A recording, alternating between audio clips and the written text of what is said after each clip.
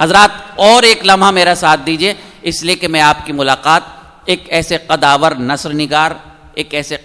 قداور تنقید نگار اور ایک ایسے قداور شاعر سے کرا رہا ہوں جس کی شخصیت کہیں نہ کہیں بحیثیت شاعر نظامت کرتے ہوئے شاید کچھ کم سی لگتی ہے. ایسا نہیں ہے کہ کم ہے، لیکن حضرات جب ساری رات آپ کسی ناظم کو سنتے ہیں تو بحیثیت شاعر ہمارے ذہن میں شاید وہ اس طرح نہیں رہتا. لیکن آئیے حضرات، پاؤں میں میرے ڈال دے زنجیر ڈھونڈ لا، پاؤں میں میرے ڈال دے زنجیر ڈھونڈ لا، اے جذبہ جنوں میری تقدیر ڈھونڈ لا، میں چھو رہا تھا چاند میری آنکھ کھل گئی، اے دوست میرے خواب کی تعبیر ڈھونڈ لا. حضرات بھرپور تالیوں میں ہماری ادب، ہمارا غزل، ہماری تنقید، ہماری نثر نگار کے خوابوں کی تعبیر کا نام جناب انور جلال پوری ہے. میں ان سے التماس کر رہا ہوں کہ تشریف لائیں، ہمیں اپنے کلام سے نوازیں، آپ بھرپور طریقے سے استقبال کریں. سوز لکھتا ہوں مگر ساز کہاں سے لاؤں، حال دل کہنے کا انداز کہاں سے لاؤں، اپنے جذبات کو دریا میں ڈبو دوں لیکن تم سے ملتی ہوئی آواز کہاں سے لاؤں. جناب انور جلال پوری، بھرپور استقبال کریں.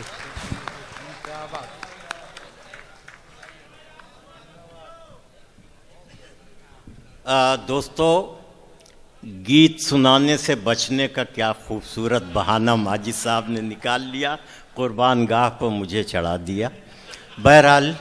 وہ نہ بھی بلاتے تب بھی میں زبردستی آپ کو سناتا، اس لیے کہ ایسے سامعین جو تاریخ ساز ہوا کرتے ہیں بہت کم ملتے ہیں. سنیے. جی دیکھیے، ایک ناظم کے طور پر میری ذمہ داری ہوتی ہے کہ کوئی نہ کوئی پیغام کی شکل میں بات کہہ دوں، پھر شعر سناؤں. سنیے گا کہ جو بھی نفرت کی ہے دیوار گرا کر دیکھو، جو بھی نفرت کی ہے دیوار گرا کر دیکھو، دوستی کی بھی ذرا رسم نبھا کر دیکھو، دوستی کی بھی ذرا رسم نبھا کر دیکھو، کتنا سکھ ملتا ہے معلوم نہیں ہے تم کو، کتنا سکھ ملتا ہے معلوم نہیں ہے تم کو، اپنے دشمن کو کلیجے سے لگا کر دیکھو، اپنے دشمن کو کلیجے سے لگا کر دیکھو. اس وقت پوری دنیا کو صرف محبت کی ضرورت ہے. نفرتیں جتنی ہیں اسے کسی صندوق میں بھر کے سمندر میں ڈال دینا چاہیے، انسانیت کو بچا لینا چاہیے. اس لیے جو بھی نفرت کی ہے دیوار گرا کر دیکھو، دوستی کی بھی ذرا رسم نبھا کر دیکھو، کتنا سکھ ملتا ہے معلوم نہیں ہے تم کو، اپنے دشمن کو کلیجے سے لگا کر دیکھو. اب غزل کے کچھ متفرق شعر سن لیجئے کہ یہ تصنع، یہ اداکاری کہاں سے آ گئی، یہ تصنع، یہ اداکاری کہاں سے آ گئی، جان من تم میں یہ بیماری کہاں سے آ گئی، یہ تصنع، یہ اداکاری کہاں سے آ گئی، جان من تم میں یہ بیماری کہاں سے آ گئی. تم تو منصف تھے، سراپا عدل کی تصویر تھے، تم تو منصف تھے، حسین بھائی، امجد بھائی، تم تو منصف تھے، سراپا عدل کی تصویر تھے، کیا ہوا تم میں طرفداری کہاں سے آ گئی. تم تو منصف تھے، سراپا عدل کی تصویر تھے، کیا ہوا تم میں طرفداری کہاں سے آ گئی. دیکھیے، شاعر کے نازک احساس کو شعر میں سنیے کہ ہو نہ ہو شعلوں کی زد میں آ گیا پھر کوئی گھر، ہو نہ ہو شعلوں کی زد میں آ گیا پھر کوئی گھر، میری آنکھوں میں یہ چنگاری کہاں سے آ گئی. ہو نہ ہو شعلوں کی زد میں آ گیا پھر کوئی گھر، میری آنکھوں میں یہ چنگاری کہاں سے آ گئی، میری آنکھوں میں یہ چنگاری کہاں سے آ گئی. دوسری غزل کے چند شعر سن لیجئے کہ میں ہر بے جان حرف و لفظ کو گویا بناتا ہوں، میں ہر بے جان حرف و لفظ کو گویا بناتا ہوں، کہ اپنے فن سے پتھر کو بھی آئینہ بناتا ہوں، کہ اپنے فن سے پتھر کو بھی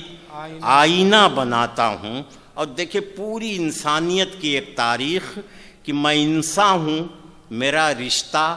براہیم اور آذر سے، میں انسان ہوں، میرا رشتہ براہیم اور آذر سے، کبھی مندر کلیسا اور کبھی کعبہ بناتا ہوں، کبھی مندر کلیسا اور کبھی کعبہ بناتا ہوں۔ اور شعر سنیے کہ میری فطرت کسی کا بھی تعاون لے نہیں سکتی، میری فطرت کسی کا بھی تعاون لے نہیں سکتی، عمارت اپنے غم خانے کی میں تنہا بناتا ہوں، میری فطرت کسی کا بھی تعاون لے نہیں سکتی،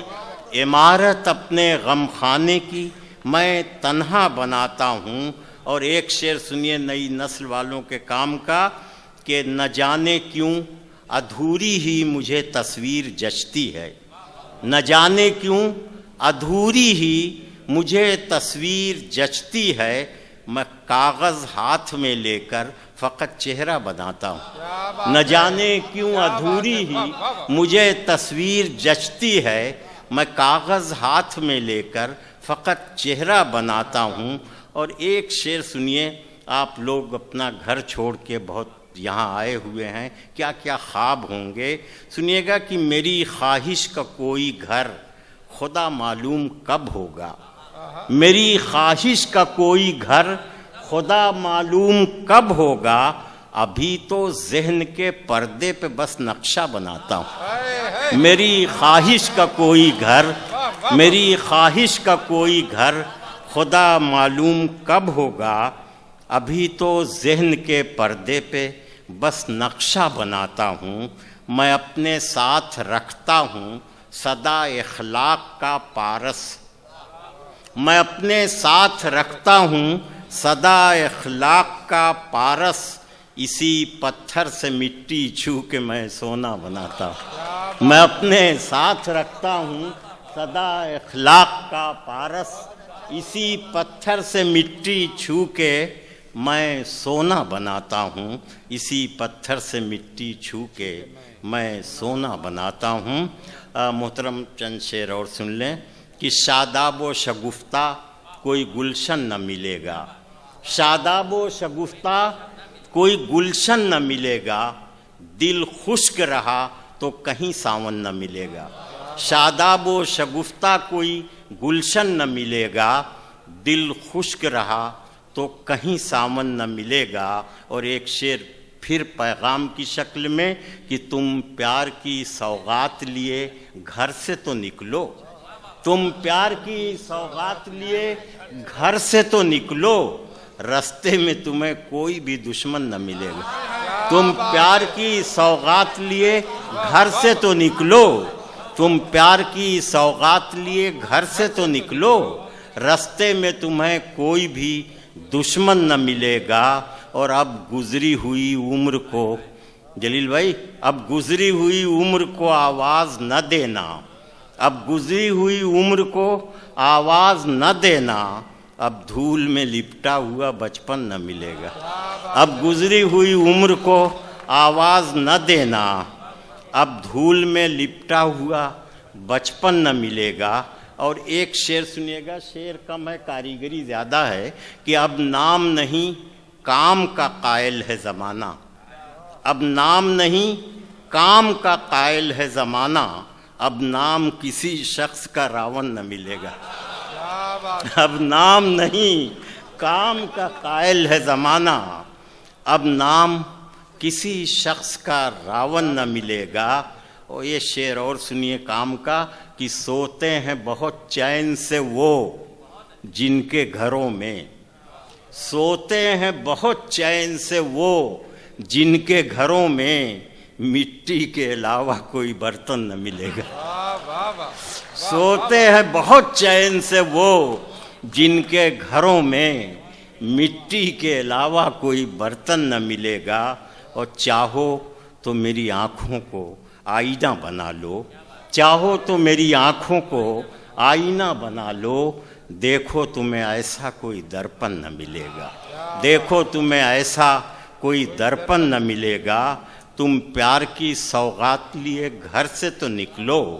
رستے میں تمہیں کوئی بھی دشمن نہ ملے گا، رستے میں تمہیں کوئی بھی دشمن نہ ملے گا.